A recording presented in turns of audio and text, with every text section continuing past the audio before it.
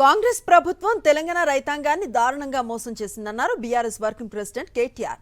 Graduate ఉప ఎన్నికల ప్రచారంలో భాగంగా భువనగిరి నియోజకవర్గ కార్యకర్తల విస్తృత స్థాయి సమావేశంలో పాల్గొన్న కేటీఆర్ ఎమ్మెల్సీ అభ్యర్థి రాకేష్ రెడ్డి విజయం కోసం అంతా కృషి చేయాలని దిశానిర్దేశం చేశారు. రేవంత్ రెడ్డి అబద్ధపు మాటలను ఇప్పటికే ప్రజలు నమ్మకం కోల్పోయారని, పార్లమెంట్ ఎన్నికల్లో ఆ ప్రభావం కనిపించిందని తెలిపారు.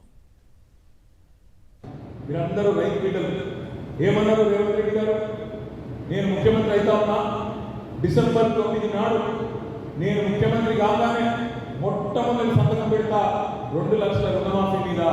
మీరు ఎవరెవరైతే లోన్ తెచ్చుకోలేదు ఇప్పటిదాకా అర్జెంటుగా బ్యాంకు నుండి ఎంబడి నుండి 2 లక్షల రుణం తెచ్చుకోండి, నేను సంతకం పెడతా, నా బాధ్యత రుణమాఫీ చేస్తా అన్నాడు.